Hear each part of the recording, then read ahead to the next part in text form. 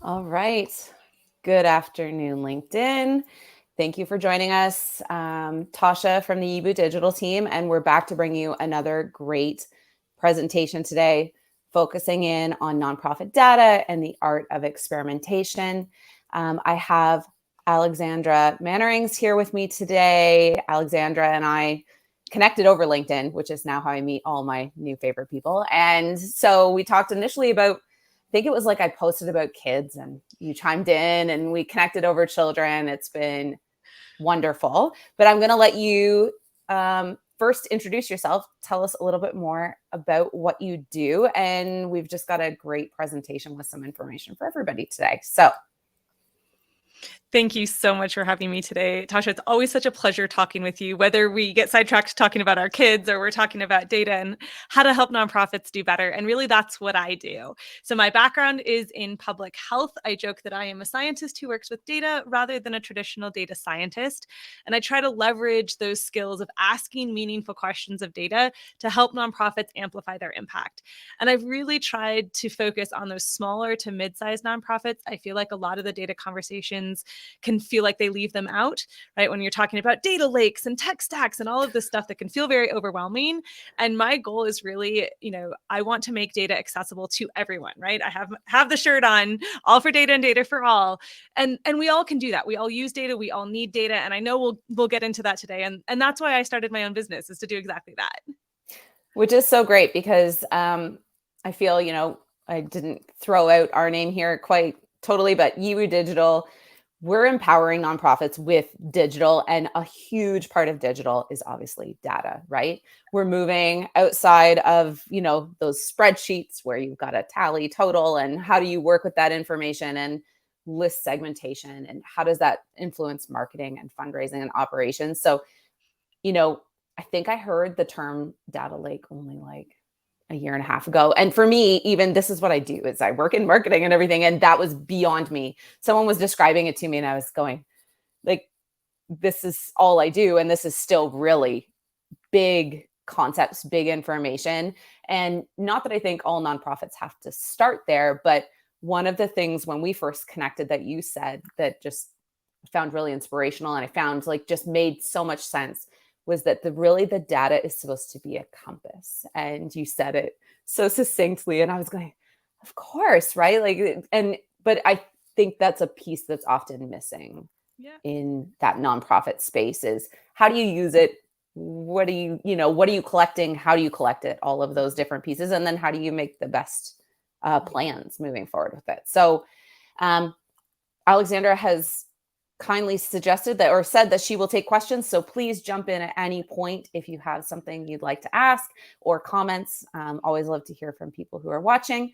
And we're going to jump right in. And I think the easiest place to start is data experimentation. We always think kind of science and biology. We connected over both having biology degrees. But what is data experimentation in the nonprofit industry? I think the easiest way to think about this is intentionally trying things with enough measurement in place that you can judge the results. Okay. I think a lot of us are used to trying things because we've been faced with a lot of unknowns, right? Whether it's surviving COVID lockdowns, whether it's the changing philanthropy landscape, there's a lot of unknowns where we're having to take guesses about what might be the right way to respond. And I think where data experimentation takes it that next step is rather than just guessing and then moving on, we're going to take an educated guess and see how accurate our guess was. We're going to measure it. And then we're going to use that measurement to either adjust or continue forward based on the results of that experiment. So it's that simple. We don't have to make it any more complicated. Which is great because I think that we all look at the data and experimenting and think on that like huge scale of, I don't know, the fly experiment you do in like first year biology where you're raising fruit flies and, like that. We all think about it like that, but it doesn't need to be that, that extensive. Yeah. And it can be as simple as, and I've actually seen this. There's a lot of really fun case studies out there. I think the Whole Whale has a great case study on this, and I've seen it as well, where you have a donation form, right? You've built this whole marketing effort. You finally, you launch your form, and there might be a debate within the marketing team, or maybe you didn't even think about it of like, well, where do we put the final ask button? Or Yep. what words do we put? Do we say donate now? Or do we say save a life? What do we put on that donation button? Or what color should it be? All of those are questions that are testable. Yep. We can say, well, what happens if we change the donation button question? What happens if we put a donate now at the top and a donate now at the bottom? Those are examples of experiments that we can run. And what makes it different from just shooting in the dark versus a data experiment is try it the two ways you're thinking, measure your conversion rate on those two different forms, and go with the form that gets you the higher conversion rate. That's where you then move into the realm of data experimentation. And it really can be that simple. And I love that. I know I don't know when, that was around Christmas time. My boss was just kind of going through and doing the real math to go, if you get this many people to your donation form and you can increase conversions by 3%, and this is your, like, those numbers really do matter. And especially when we're looking in the nonprofit space where revenue generation is tricky, and all of that effort going into earlier marketing only to get to a donation form that you Right. chose the wrong button, or you didn't even think what differences and nuances, or Yeah. would another button make sense, right? So I love that example. I don't know if anybody wants to throw in the comments whether they've tried the donation button example, because that's a great one. That's a really fun play. Okay, so how do we use it? That's such a great example. And I'm going to pop in now this great follow up, but how can data help nonprofits better understand and connect with their audience? Because that marketing play, and you gave me an example in more of like a real world hospital example once when we've been talking, which I think is a great one too. But how can it help you better understand and connect with either your marketing audience, but also your constituents, like one-on-one or clients? So just this morning, I was talking to someone where I said, we have this false dichotomy where some of us think of ourselves as data people and some of us think of ourselves as not data people. And I think it has to do with like repressed memories of terrible math classes or something like that. But I would argue that actually we're all data people. Some of us are just conscious, intentional, comfortable data people, and some of us are resistant, uncomfortable data people. But we all use data every day moving through our life, because every decision that you make, right? Do I say hello to this person I'm walking past in the street? What should I have for breakfast? Like all of those things are using data because we're making decisions in our head based on past experience and our best guess of what's going to happen in the future. And so when we're talking about connecting with our audience, those relationships you build with your donors, how you decide to start that email, with your big ask to the legacy donor that you're about to meet, whatever it might be, you're already using data to help you guide those decisions. And what I like to say is that when we move into doing explicit, obvious data, we're doing it at the point where we've exceeded the kinds of computing we can do in our head. Right now, instead of talking about one-on-one relationship or one to a couple relationships, we're talking about one to very many, right? Yeah. Where we're talking about our relationship with our entire donor list. And so data can help us basically scale up our ability to connect appropriately and meaningfully with our whole donor list, rather than just those that we can consciously think about when we're writing a personalized email. And so a great place you can start in terms of connecting to your audience is doing a review of your tag segmentation. Right. And we can Love that. think about these tags as the same kind of categories that we use when we're trying to understand how best to relate to other people. And so if you review those tag categories and you see, are these tags actually helping me distinguish different kinds of donors who would like to be interacted with in different kinds of ways? And if they're not helping you, go ahead and redo your tag structure, or start with just identifying one group you'd like to target in a special way. And then when you tag them, then you can start to introduce this experimentation. The same way we learn how to be better gift askers, right? The same way we learn how to be, more effective in the way we interact in real life, we're going to do that same training on our data. So if you That's identify, great. let's say, that group of those big gifts you want to ask, but they haven't donated for a while, you can experiment with a few of them and try different phrases of emails or a series of a phone call followed by an email and find out which way is most effective. I really like that too. And like you said, the data is for all.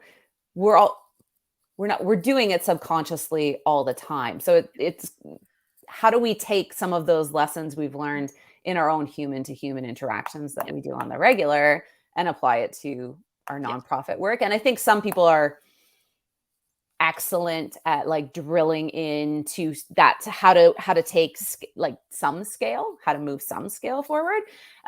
But tagging, I've seen some organizations that are going into that tagging, and most CRMs or donor management systems have that functionality, but a lot of us aren't using it, right? And when really segmentation and taking the time to segment is really going to only help your your whole donor journey, and making sure your communication feels more personal, because man, isn't that an entire conversation right now, right? Yeah. About personalization of communication. um Here, I've got a little comment here from Thera. So look at, she's data research be done by someone else, and Yeah. that's totally fair, right? Do you have 100%. the internal capacity Mhm. to handle Yep. doing that data research? Because it's a big Mhm. job. It's a big job. Yeah, and I know you and I talked about data being like water, right? And that, if you say you're not a data person, that's sort of like saying, "Oh, I'm not a water person." Like, no, no, no. We all use water. We all Totally. need water desperately, right? But maybe we're not all plumbers. Maybe we're not all water engineers. Maybe we're not all, I have a friend who's like a water researcher and she researches chemistry of water, or you have marine biologists, right? There's all these different ways that we may interact with water more or less technically, right? More or Yep. less hands-on, but we all need it at some point. And I think it's perfectly fine to sort of define which part of that journey you're comfortable in and which one calls to you and which one you enjoy. And feel free to outsource the rest, right? Yeah. Whether it's digital systems, or digital tools like, Tasha with Yeeboo, or whether it's a consultant, whether it's hiring someone, whether it's partnering with other nonprofits to, reduce the workload you have. We can definitely have lots of discussions about how to manage those water systems. Yeah. But yes, absolutely. We all know how to use magic at the end with that. Nice. And I know this isn't actually totally on my list of questions, so it's okay if this doesn't work. But what are some of the tools that someone in your type of position where you do this kind of analytic education and support for nonprofits? Like, what are some of the tools that are kind of nonprofit friendlier Mhm. tools, I would like to say, because I know there's you can go to the nth degree of digging into data and nuanced data, but what are some great tools, I guess, that you have seen on the market that are out there? Yeah. So I hesitate to ever say like, oh, use this one Sure. platform. But the thing I will say is that a lot of nonprofits underutilize their CRM. Okay. Most decent CRMs come with good data capabilities and even some good visualization and analysis capabilities. You mentioned that all of them are going to come with tag managers, but some of them will allow you to do some standard reporting, will allow you to run some general trends, some calculations on groups, right? Identify your most frequent donors, identify your lapsed donors, right? So you want to see like, are there capabilities already existing within your Nice. CRM that you're not taking advantage of? Yeah. So that's the first one. Another one, which of course I've completely spaced the name of, and I've saved the link in my favorites because I can never find it when I want it.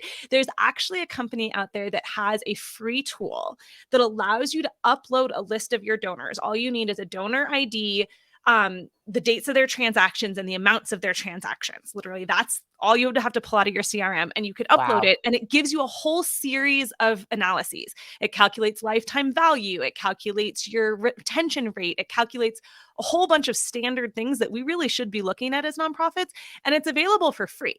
So I can try to find that for you. You I can was going to include that say, in your handouts. yeah, Um, that's amazing. but there's a lot of those things already out there. I mean, we don't have to reinvent the wheel. All of us as nonprofits are dealing with these same challenges and questions. And so there are a lot of really great tools already out there. If you're ready to take that sort of one step farther into some interesting analysis, more ad hoc, customized stuff, I highly recommend finding a visualization tool you are comfortable with, whether that's Okay. Tableau, Power BI, Click, Looker in Google Studio. There's a lot of platforms out there. But if you really are serious about doing some kind of that custom analysis, being able to do it in a way that you can see it makes it a lot better. And most of those platforms that I just named, you don't have to know how to code, right? You're not writing these custom scripts. You do have to figure out which buttons to push, but there's a lot of great free training, especially like for Power BI. All the training is free. And so you can follow along and learn how to make good graphs and trending and stuff like that. Nice. Okay. And I will make sure after this is done, anybody who's listening in, I'm going to grab Yes. links, throw Yes. them in the Sure. comments as like, here's some cool things. Yeah. And, I think there still comes back to the overall question of, do you have the time, resources, Yes. manpower, all of those things. I'm not wanting to trivialize those Discount. things, but it No. is great to know. Sometimes you're just looking for a recommendation to go, oh, I'm a super visual person. Yes. I don't want to dig into like figuring out API connections and calls and queries. Like that's not my jam, but I know it's also important. So, okay. Yep. And you can also work, I mean, like someone like me or lots of other people out there that can help you do like the original, like the initial pipe setup, right? Like imagine you're growing a garden. You're like, I know I need water. I don't want to have to like lay new sprinkler pipes, but I'll go outside and like I'll adjust the sprinkler heads. I'll make sure that I turn it on and off when it needs to. So you can have people help you kind of build that infrastructure and then you can run with it. So Yeah. just because you want some help getting started doesn't mean that you then become reliant on like a third party, someone outside to do everything for you. You can have someone build it for you. Just make sure you're real clear with them that you want to make sure that this is handed off to you in a way where you understand how to maintain it and move forward with it. Yeah. I would say, for nonprofits in general, and I know this is something our team is pretty focused on whenever we're doing any technology infrastructure implementations, is going, how do we give this to you? Here's, like we've set up the basics, but now this is for you, because the reality is nonprofit organizations are not going to have money year over year to come back and have us, come in and tweak one small thing. So, I think there's a lot of power in understanding the systems for sure. Sorry, I went totally offside on our question list, but you answered that beautifully. So thank you. Okay. So just some advice on, how to begin this process of exploring your data. So you mentioned at the beginning that I love to call data my compass, right? That we use it as a compass. And one thing that really surprises people is when I'll say I am so against the idea of follow the numbers for several reasons. Because if I told you to follow your compass right now, you're like, what should I do for navigation? And I say, follow your compass. You'd be like, well, which direction? Like, which way do I go? Am I going north? I mean, yes, my compass points to north, but like, what am I doing with this thing? How do I follow it? And data are the same way. They can't tell us like where we should want to go. And in order to navigate, we need to know where we are and where we want to go. And data Nice. can help you understand where you are. And once you tell it, decide where you want to go, then your compass is going to draw the line from where we are to where we want to go. And so because of that, the first thing I always say when starting to explore your nonprofit data is use it to see where you are now. So if we're talking about donations, right? Do you know who your highest gift donors are? Do you know who your loyal donors are? Like they're your bread and butter, right? Who are the ones who give year over year? Who are the ones, even if it's a small amount, that are coming back to you? Do you have a few in there that have given for several years and then didn't give last year? Do you know that group? And Yeah. if you don't know the answers to those things, that's where you start, right? Where are we already? Before we go chase a whole bunch of new donors, where are we right now? And then you can start to craft a where do we want to go? And you mentioned, talking with your boss of understanding just the impact of a 3% increase in conversion, right? What happens if you brought back 3% of those donors who gave for several years and didn't give last year? Realistically, how many do you need? Because you may find it's many fewer than you thought, right? When you actually sit down and do those numbers. So then you can craft that idea of if this is where we are now, if we know how many donors we had last year, how many donors we had the year before, how many donors we lost last year, and how many new donors we got last year. Now we can start to craft a bit more of an intentional goal for next year. And we can put some measures in place to say, are we achieving that? So like I said, start with where you are. Use that to build a reasonable, intentional goal, and then use your data to measure your progress towards it. I like that a lot too, because sometimes you'll, in marketing and fundraising and as an agency supporting that, you'll have a nonprofit come in with what feels like a very arbitrary number, a percent increase. We want to be here in 3 years. And usually there's a path forward to go, okay, yeah, we can do that, but it's going to require this kind of investment, or we have to go, we can get there, but your time frame of 2 years is Yeah. wild. That's not going to happen based on us looking at where they're at now, because that's what matters to us when we're building out a plan, is that initial data.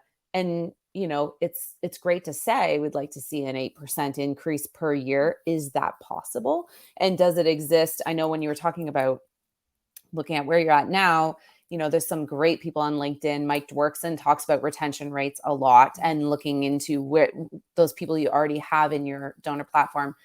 Kirk Schmitz talks about it as well. Like, there's some great people who are really driving that retention conversation forward, because you're right. There may be a look at your data to go all of a sudden, well, do we need an entirely new marketing plan, or is our marketing plan actually a retention plan? And one thing I would also clarify about the like knowing where you are in terms of deciding, like, do we need to recruit 8% new donors, or how much do we want to focus on our retention? I think it's easy to do this kind of exploration of where we are in silos. So you might do all of this analysis and figure out like what your current state of your donors are, but have you talked to programs? Like, do you know how much money you actually need for programs? Have you talked with, your development outreach? Is there a connection of that current state evaluation that's happening across the whole organization? Because you don't want to disconnect the goals of your development team from the goals and the desires of your programming and actual, the work engine of your nonprofit, right? You're collecting donations for a reason, not just for the sake of the donation. And so making sure that those are in lockstep, I think, is really important, and it fits into your timeline. Right? Maybe you don't have to do it in 2 years, because actually programs has a 5-year plan, and they don't need that, amount of money until 5 years from now instead of 2 years from now. But if you haven't done that, intersection, that connection of that information, it's easy to get those goals disconnected. Yes, I love that. It's siloed data is a huge conversation. I'm sure we could do an entire talk about siloed data and what it results in your data when you're kind of looking at things over here and over here and over here. So, okay, that's amazing. Love all of those insights. And I'm making notes on my own end here, thinking this is great.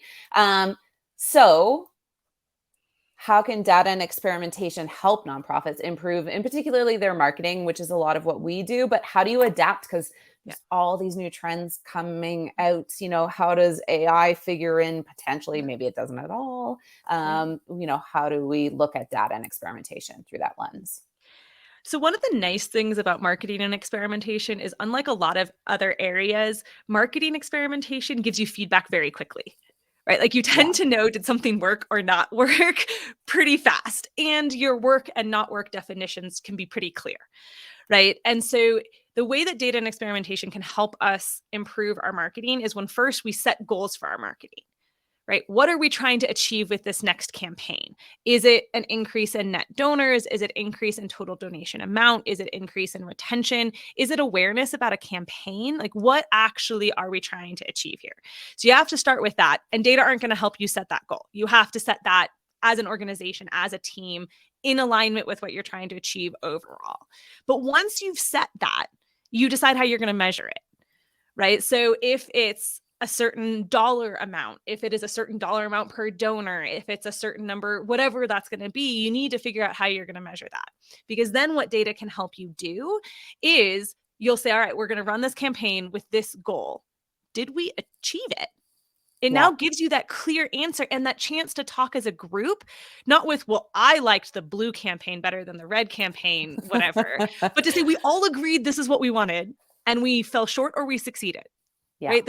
Those are really your only discussion points. And when you fall short, it's not like, this was your fault. It's, hey, we're all trying to get there. We fell short. How short were we? Did we miss it by this much? Or like, were we wildly off?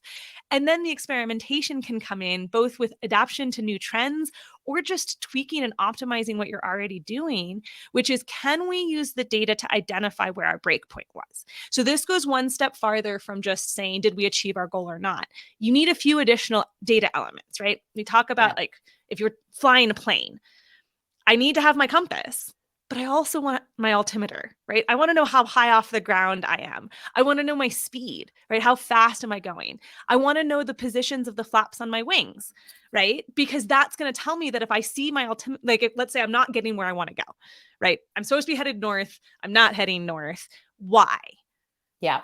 Okay, well, my speed's dropping, there's crosswind coming, whatever it might be, you want to use data to identify that as best you can. I heard an amazing podcast that I'll share the link for on We Are for Good, a gentleman who does measurement marketing. And he was talking about this idea that it's not just about, okay, did my page fail? Right? My donor conversion page failed. It's about, well, did it fail above the fold? Right? Did people engage with it for more than 10 seconds? Right. And if they Yeah, didn't, that's a totally different problem than they spent a minute on my page and they expanded all of the read more now and then didn't click the donate button, right? yeah, Two entirely different problems that would have given you the same outcome of we didn't get enough donations.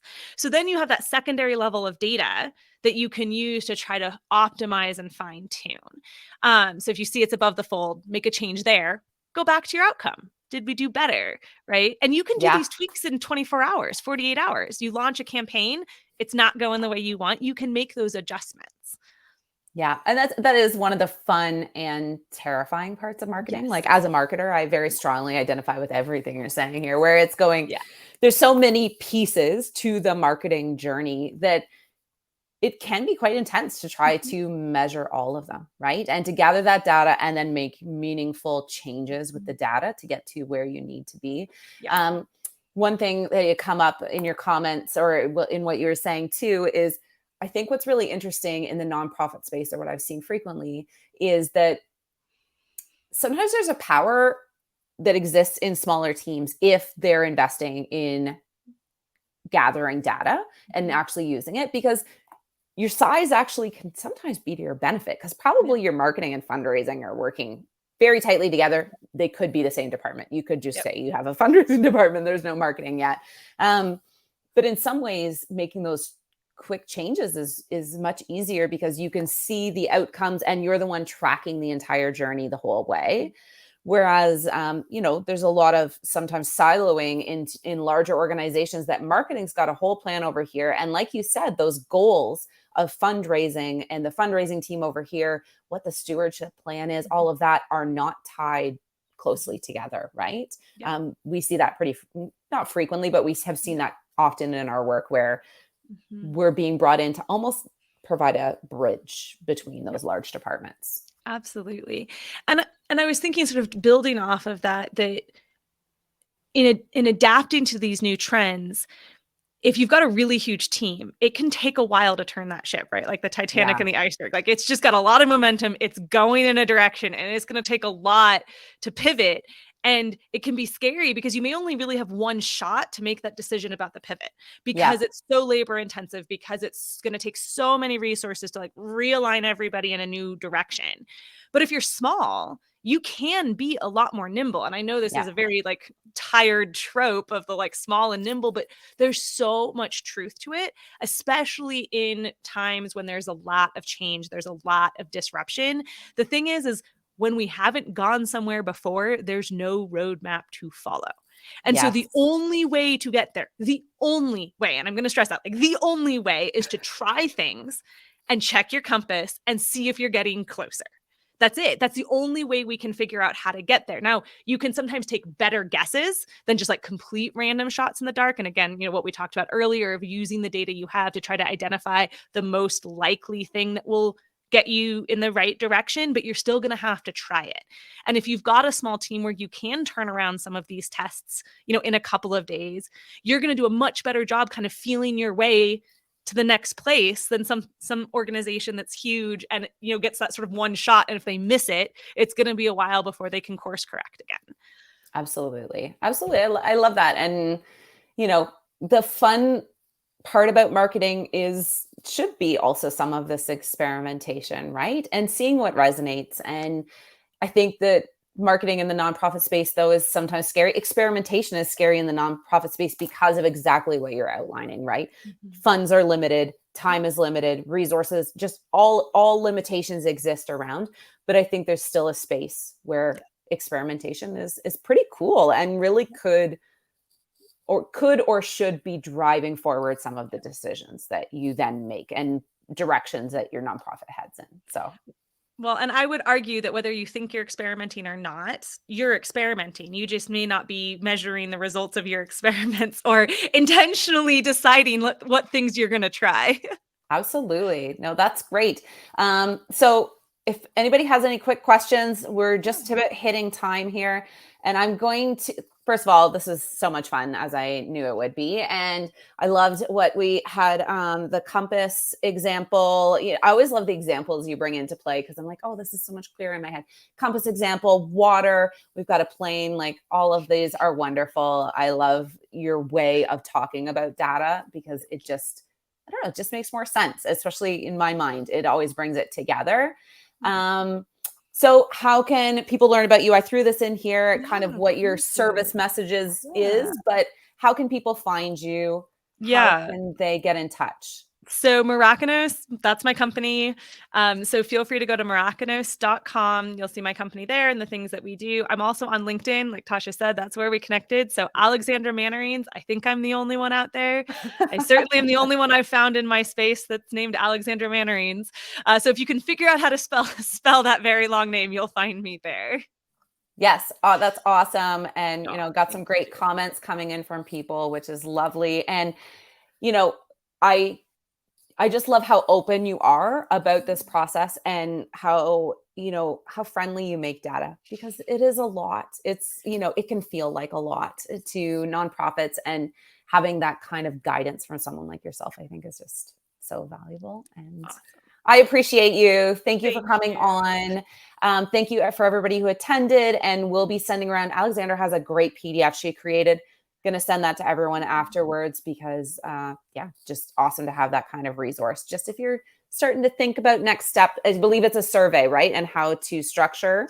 Yeah, so the handout is kind of a guide if you're trying to build an experiment for the first time intentionally, and you're Awesome. feeling a little overwhelmed. It just asks you a bunch of questions. You get to fill it in, and by the time you've filled it all in, you'll have a sense of how to actually do this.